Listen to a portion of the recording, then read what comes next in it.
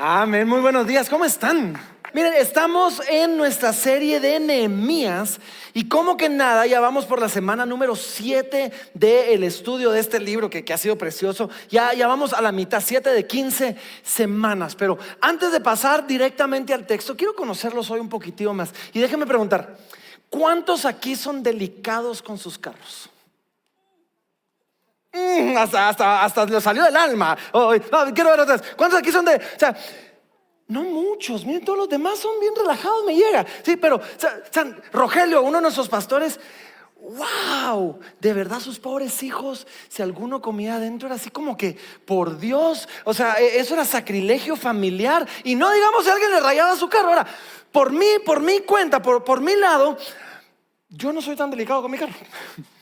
Por mi lado, no es algo ni tan importante y nunca lo ha sido. Pero hace como un año, un hermano aquí en la iglesia se me acercó. Yo creo que le dio pena ver nuestro carro familiar, nuestra camioneta familiar. Y me dice, no, pastor, mire, vamos a apoyarlo, le vamos a dar la pintura de todo su carro. Hace costo, pero a un precio ridículamente bajo, pero le vamos a pintar todo su carro. Y yo dije, pues cool, buena onda, ¿verdad? Y me pintaron el carro, me lo dejaron nítido, de verdad.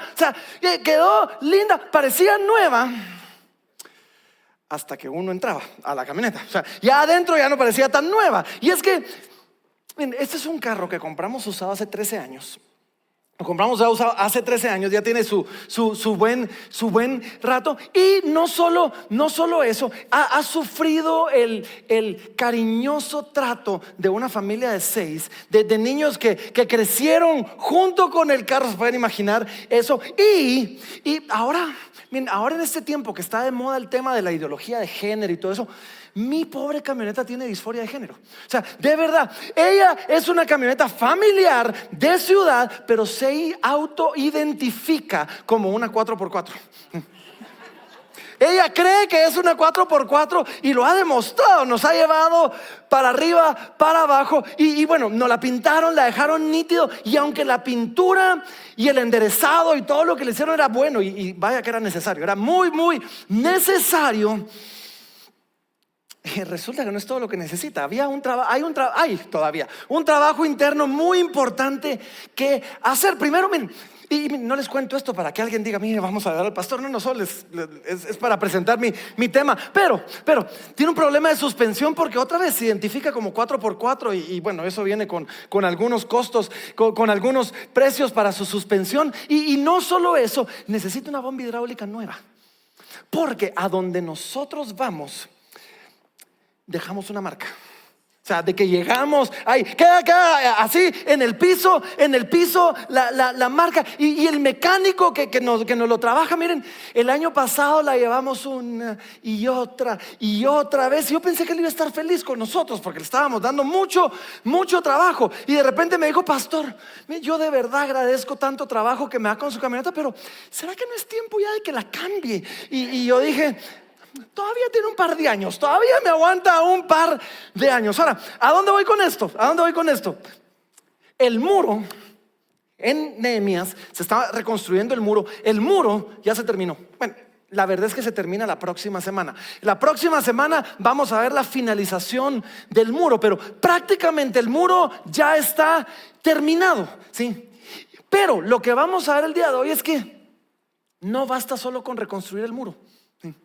Porque reconstruir el muro era proteger la ciudad por afuera, que la ciudad estaba linda, ahora tenía una defensa digna, se miraba bonita. Pero había un trabajo interno que también había que hacer en la ciudad.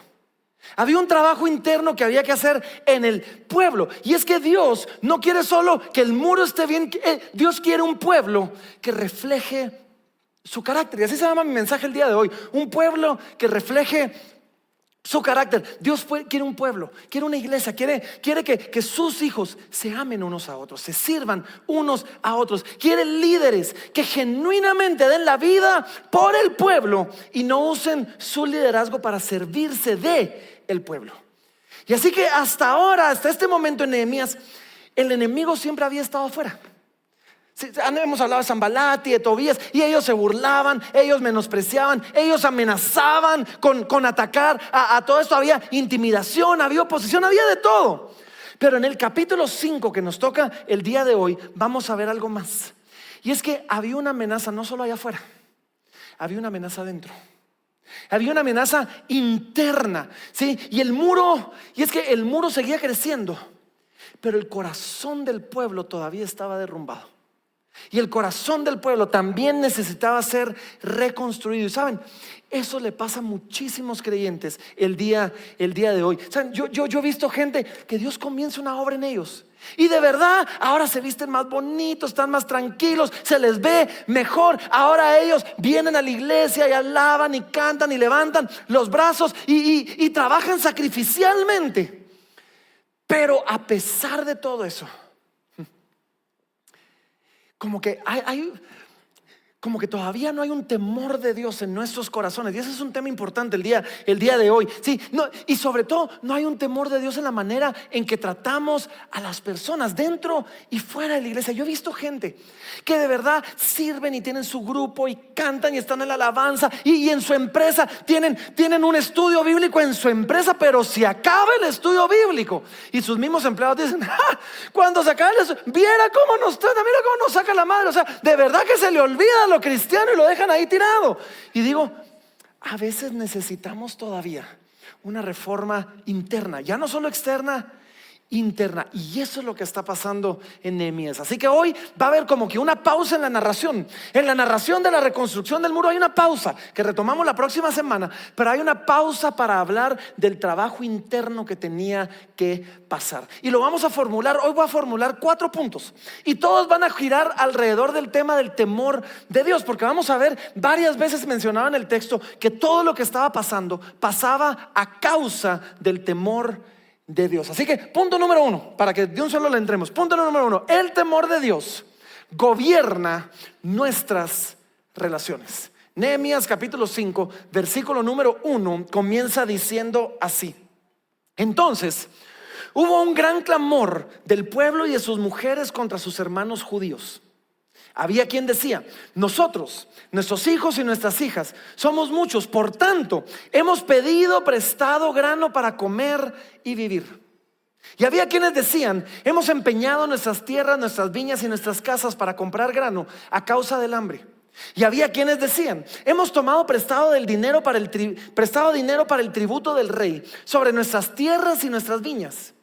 Ahora bien, nuestra carne es como la carne de nuestros hermanos, nuestros hijos como sus hijos. Y he aquí que nosotros dimos nuestros hijos y nuestras hijas a servidumbre, y algunas de nuestras hijas lo están ya, y no tenemos la posibilidad de rescatarlas, porque nuestras tierras y nuestras viñas son de otros.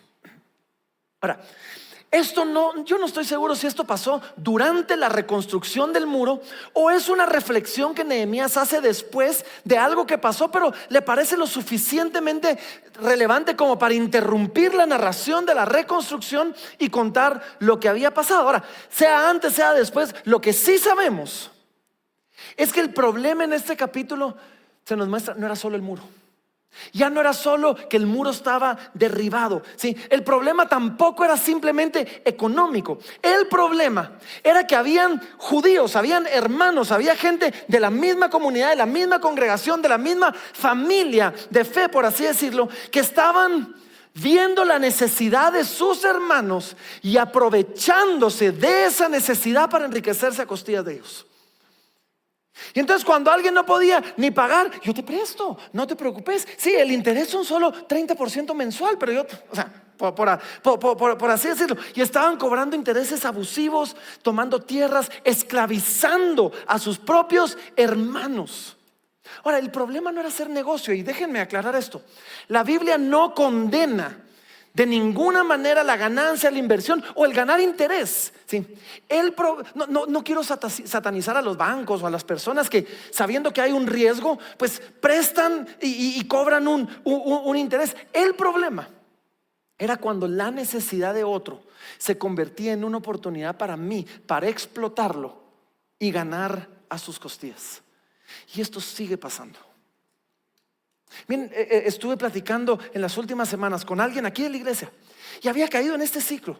En este ciclo. Todo comenzó con: quiero comprar mi carro, quiero comprar mi carrito. Pidió prestado sin asesorarse bien. Y de repente, o sea, había pedido prestado, creo que era algo así como el 80% de interés en 3 meses. Era así terrible. Y de repente pues se le trabaron las carretas. Y entonces, ¿saben qué fue lo que pasó? El que le prestó le volvió a prestar. Ahora te voy a prestar para que me pagues con lo que te estoy prestando el nuevo préstamo que te acabo de hacer. Y cuando se le trabaron las carretas en el segundo préstamo, te voy a volver a prestar. No te preocupes. Ya iba como por su 5.º ciclo de esto. Y lo que comenzó como un préstamo por un carro, de repente ahora debe el triple de lo que le costó el carro y no tiene la posibilidad de pagarlo. Algo así es lo que estaba pasando. Gente atrapando a otros en ciclos de esclavitud realmente, donde no había salida para ellos. Gente aprovechándose de la mala suerte de sus hermanos para hacerles el favor, y en hacerles el favor atraparlos, por así decir.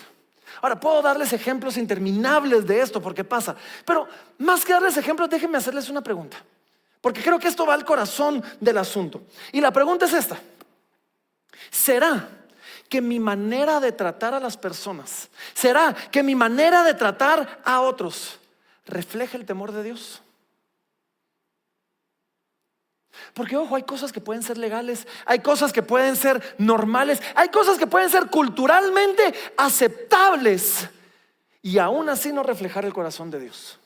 Y cuando alguien me ve cómo trato yo a mis empleados, cuando alguien me ve cómo trato yo a mis amigos, cuando alguien me ve cómo trato yo a mi esposa, ¿será que pueden, al ver cómo los trato, decir: wow, este sí tiene temor de Dios? ¿O será que lo último que se les ocurre es que hay temor de Dios en mi corazón por cómo trato a los demás? El temor de Dios debe gobernar mis relaciones ante nada, número 1. Número 2, y aquí viene el segundo: el temor de Dios debe gobernar nuestras emociones y nuestras respuestas. Yo creo que el Señor quiere tratar algo particular en nuestros corazones, porque hablé de esto la semana pasada, estaba en el texto y me toca volver a hablar de esto porque otra vez está en el texto. Así que, ¿cómo es que dice el dicho? El que le cae el guante. Órale. No, Nehemías capítulo número 5 versículo número 6 dice así: y me enojé en gran manera cuando oí su clamor y estas palabras. Entonces lo medité y reprendí a los nobles y a los oficiales y les dije: exigís interés cada uno de vuestros hermanos. Y convoqué contra ellos una gran asamblea. Otra vez, esto puede ser un paréntesis en medio de la narrativa, pero no quiero dejarlo pasar. Y aunque hablé de esto la semana pasada, pues obviamente el texto lo está repitiendo y creo que el Señor nos lo está hablando. Pero quiero que vean esto. Miren cómo dice que Nehemías reaccionó. Dice: y vi esto y me enojé en gran manera y lo medité en mi corazón. Ahora, la semana pasada vimos a un Sanballat que hizo todo lo contrario. Sanballat se enojó en gran manera y entonces los despreció, entonces se burló, entonces los amenazó, entonces hizo de todo. Pero aquí vemos nosotros un contraste, algo distinto, algo bueno, algo sano. Y es que es esto: como creyentes, como cristianos podemos, como creyentes, como cristianos debemos sentir profundamente sin reaccionar impulsivamente. Te lo digo otra vez porque creo que esto es para alguno. Si como creyentes debemos sentir profundamente, sin reaccionar impulsivamente.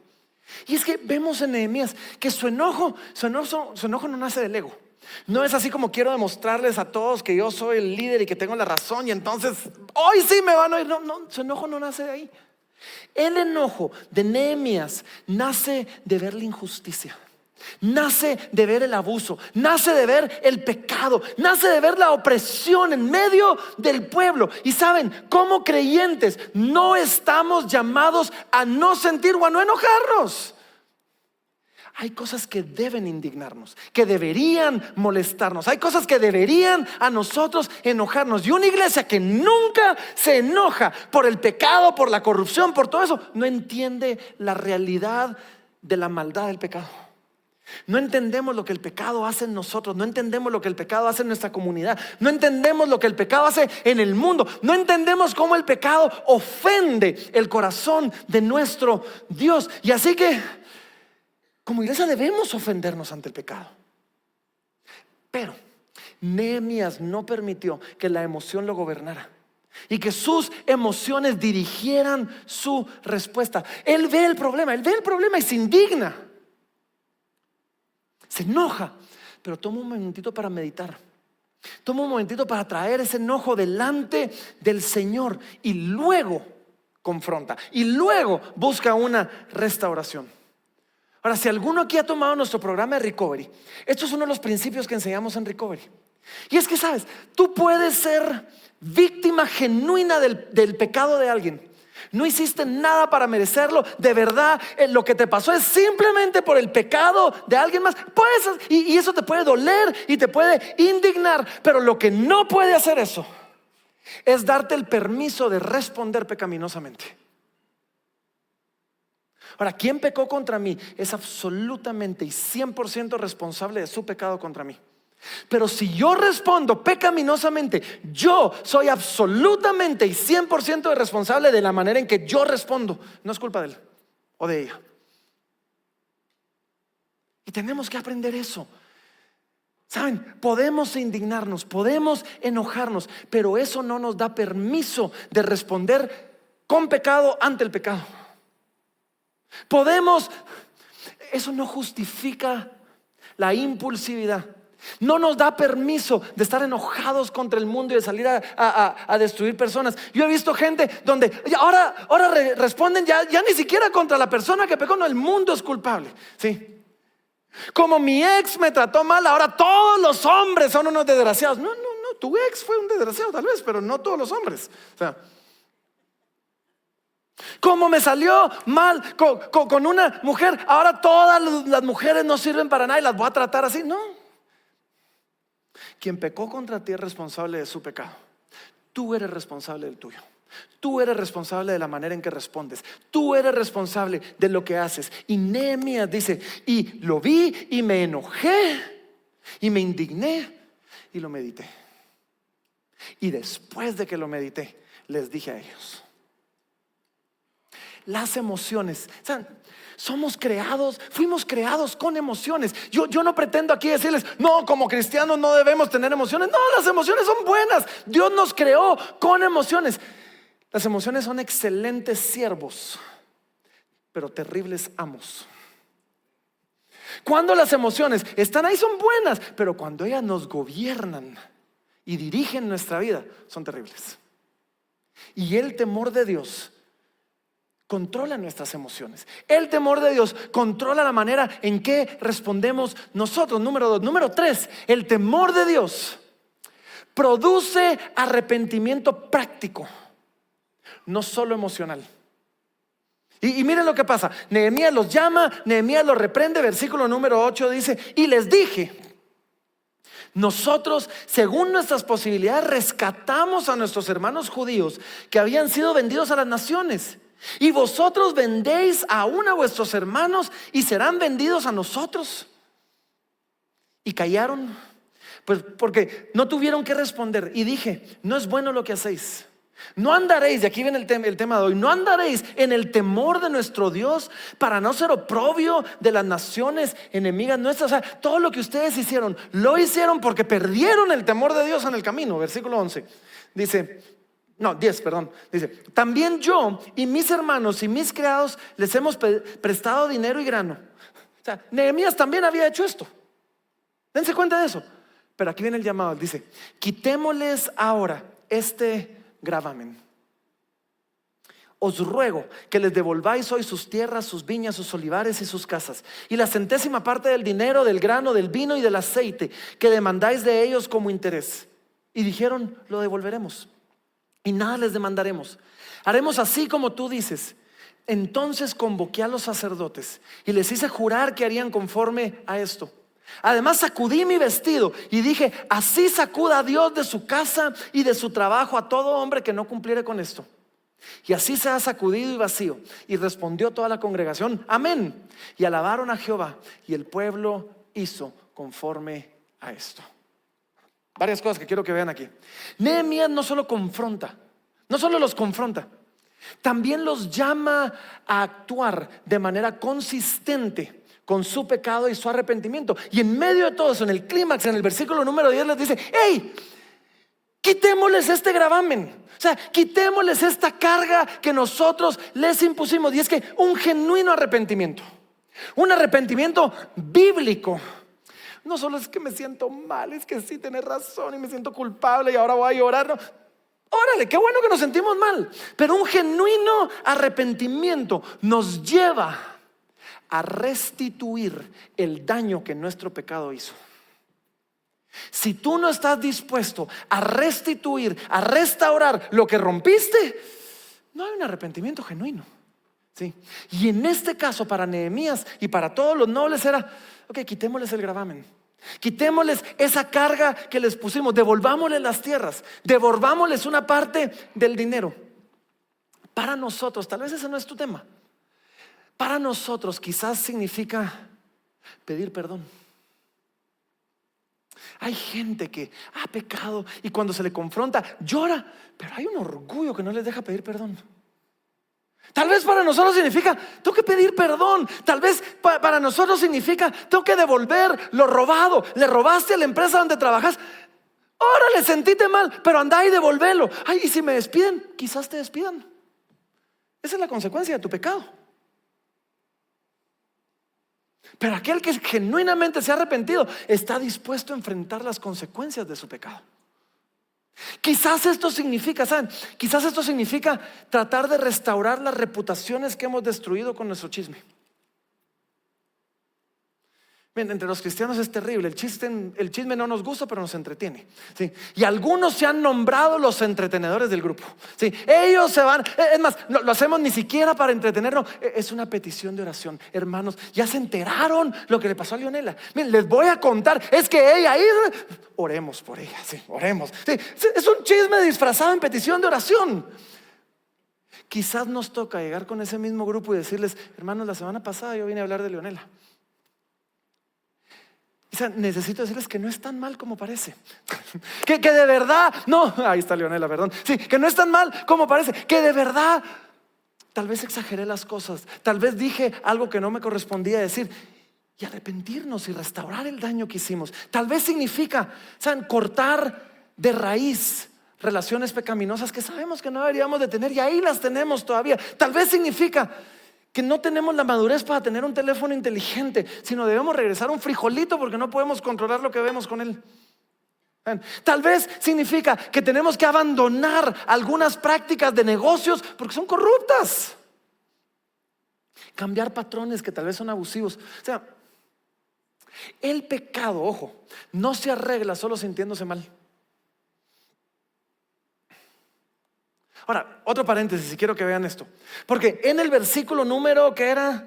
Ay, ¿qué pasó aquí? El versículo número 10.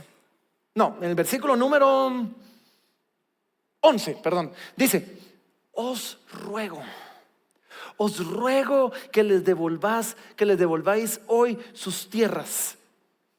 O sea, me encanta esto. Estábamos platicando hoy temprano con un hermano que y lo hemos visto, y creo que todos nosotros hemos visto en algún momento prácticas de liderazgo donde el líder siente que porque es el líder ahora tiene el derecho, tiene la responsabilidad de imponer sobre todos lo que deberían de hacer.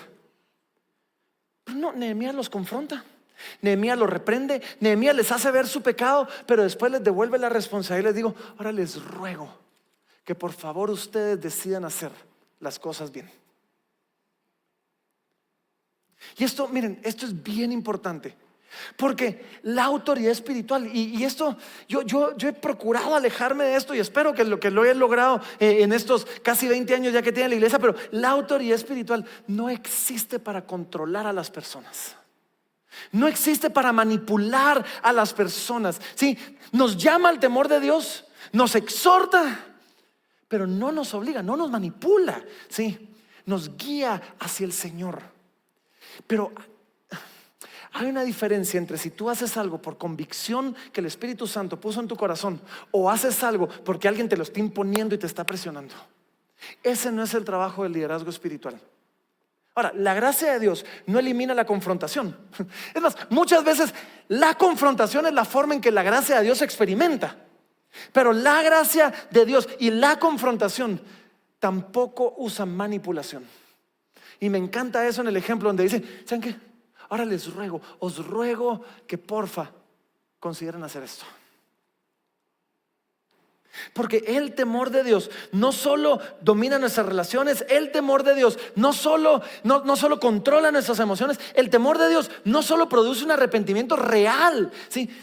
Un arrepentimiento que hace restitución. El temor de Dios, número 4, produce en nosotros un liderazgo sacrificial y consistente. Miren esto, versículo 14, dice: también desde el día que me mandó el rey que fuese gobernador de ellos en la tierra de Judá, desde el año 20 del rey Artajerjes hasta el año 32, 12 años, ni yo ni mis hermanos comimos el pan del gobernador. Pero los primeros gobernadores que fueron antes de mí abrumaron al pueblo y tomaron de ellos por el pan y por el vino más de 40 siclos de plata, y aún sus criados se enseñoreaban del pueblo. Pero yo no hice así, a causa del temor de Dios. También en la obra de este muro restauré mi parte, y no compramos heredad, y todos mis criados juntos estaban ahí en la obra. Además, 150 judíos y oficiales y los que venían de las naciones que habían alrededor de nosotros estaban a mi mesa. Y lo que se preparaba para cada día era un buey y 6 ovejas escogidas. También eran preparadas para mí aves, y cada 10 días vino en toda abundancia. Y con todo esto nunca requerí el pan del gobernador, porque la servidumbre de este pueblo era grave. Ahora, ¿qué pasa aquí? Nehemías es nombrado gobernador, y por eso creo yo que esto pasó después. Yo lo que me imagino, y lo leemos entre líneas, terminaron el muro, regresó con el rey, se reportó, y el rey le dijo: ahora necesitan un gobernador, y lo manda de regreso. Y él es gobernador 12 años ahí. Pero lo que nos dice es: yo traté de liderar, yo traté de gobernar diferente a como lo habían hecho los gobernadores antes que mí. Y vemos en Nehemías un liderazgo distinto. Vemos en Nehemías un liderazgo de servicio, que no aprovechaba su posición para servirse del pueblo, sino que lo usaba para servir al pueblo. Y nos dice, los anteriores gobernadores, ellos cobraban, abusaban, cargaban al pueblo, se daban la buena vida. Pero Nehemías dice, él renunció a todos esos privilegios.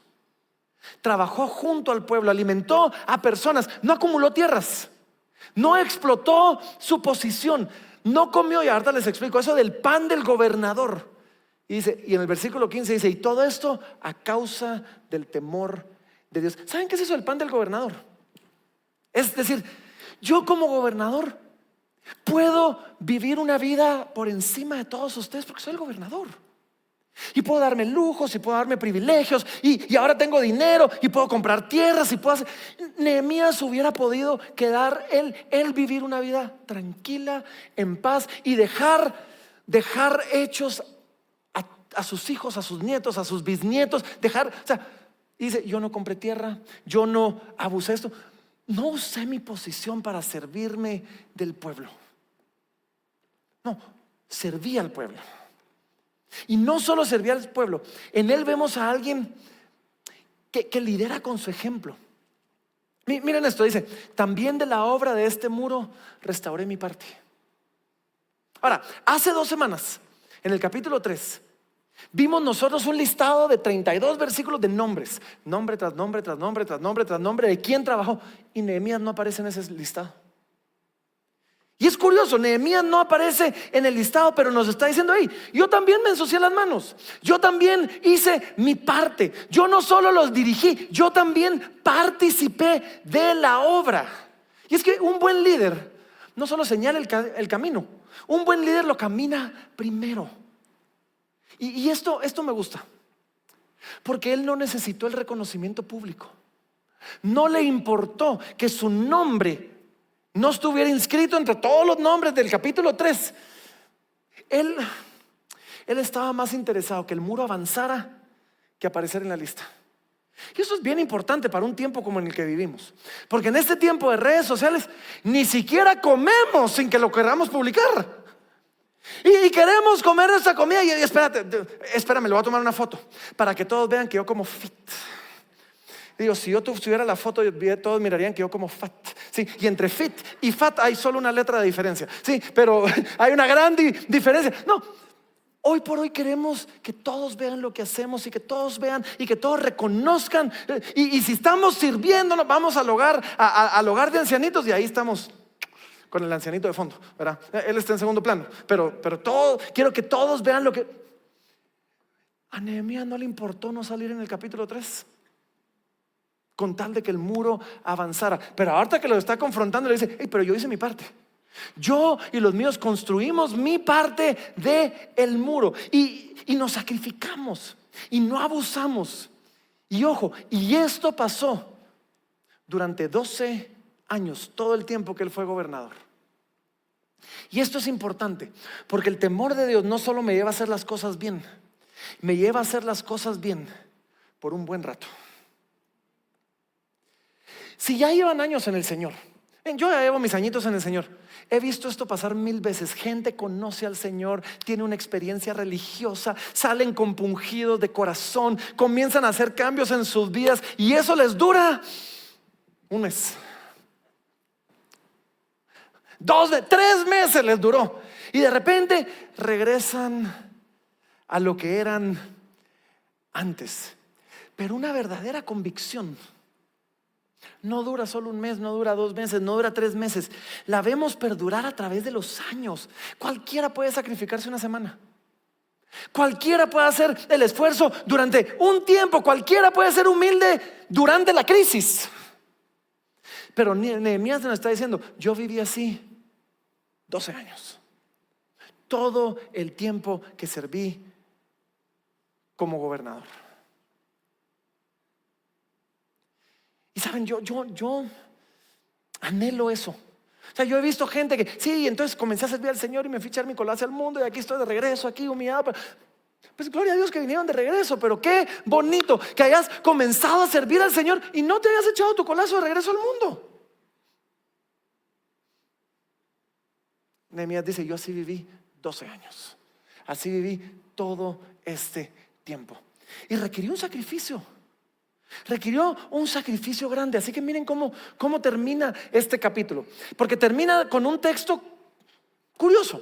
Versículo 19, miren cómo termina. Dice, acuérdate de mí para bien, Dios mío, y de todo lo que hice por este pueblo. O sea, miren esto, porque gracias. El capítulo, ahorita les voy a explicar para qué es esto. Sí, el capítulo termina con un clamor.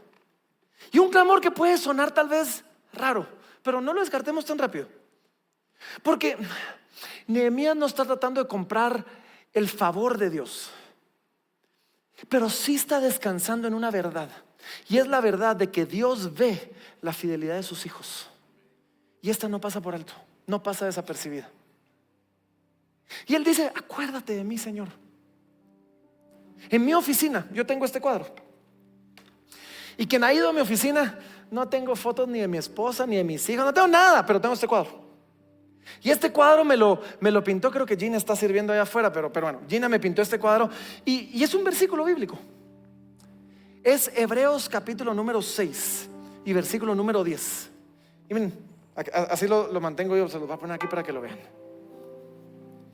Y dice así, dice, porque Dios no es injusto para olvidar vuestra obra y el trabajo de amor que habéis mostrado hacia su nombre, habiendo servido a los santos y sirviéndolos aún. ¿Saben? Sí, somos salvos por gracia y no por obras. Amén. No hay verdad más importante que esa.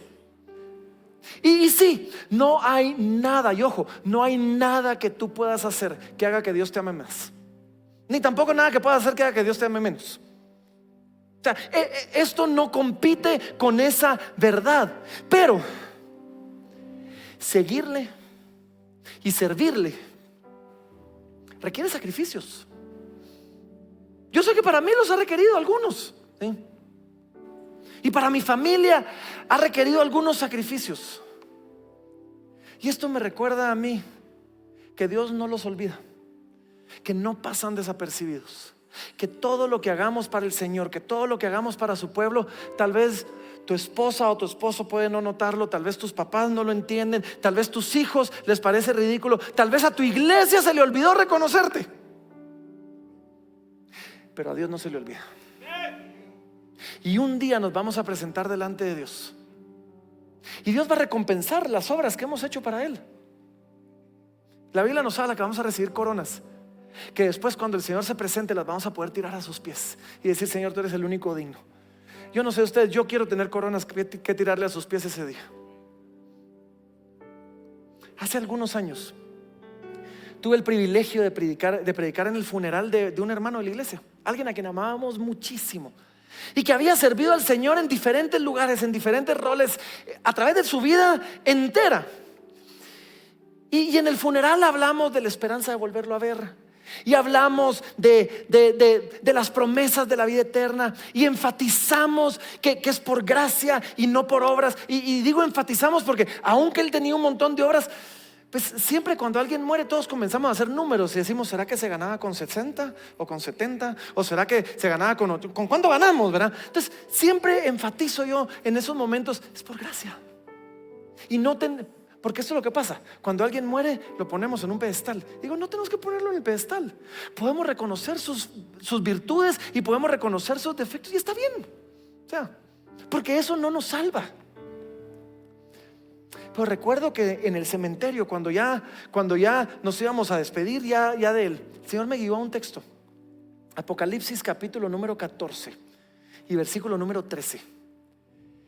Y es un texto, y recuerdo la cara de sus hijas, recuerdo la cara de su esposa cuando leí este texto, porque habíamos enfatizado tanto que no era por obras y que no era por obras, que tal vez había quedado el tema así como que, entonces todo lo que él hizo, ¿qué importa? Pero no, sí importa. Miren, dice así, dice: oí una voz que desde el cielo me decía: escribe, bienaventurados de ahora en adelante los muertos que mueren en el Señor. Sí, dice el Espíritu, descansarán de sus trabajos. De ahí viene el famoso en paz descanse. Y miren lo que termina diciendo: porque sus obras con ellos siguen. Porque sus obras con ellos siguen. Hablamos de que sí, la salvación es por gracia y no por obras, pero nuestras obras sí cuentan. Nuestras obras sí importan. Nuestras obras sí son importantes, sí traen recompensa y sí van a seguir con nosotros. Y no trabajamos para ser amados por Dios. Trabajamos porque, experimentando el amor de Dios, ahora nos volcamos diciendo: Señor, ¿cómo hago para que todos puedan ver esto? Y otra vez, todo esfuerzo que hagamos por el Señor, todo esfuerzo que hagamos por nuestros hermanos, no va a pasar desapercibido delante de Dios. Y Nehemías se había esforzado, había servido sacrificialmente, y por eso termina diciendo: acuérdate de mí, oh Señor, acuérdate de mí para bien y de lo que he hecho por mis hermanos. Y Nehemías en este capítulo sin duda es un ejemplo maravilloso de liderazgo. Es un ejemplo increíble de liderazgo, de temor de Dios. Pero Nehemías existe para apuntarnos a algo mayor, a alguien mayor y a alguien mejor.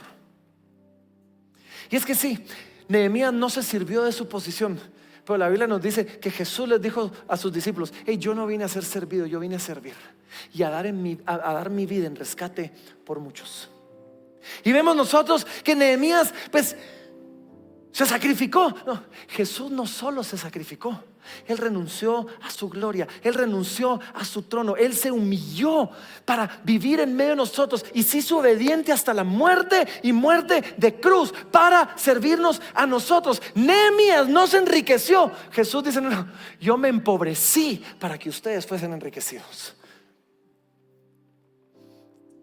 Nehemías movió a los nobles y les dijo: páguenle las deudas a todos. Jesús dijo: yo voy a entregar mi vida para que la deuda de todos sea perdonada y pagada por mí.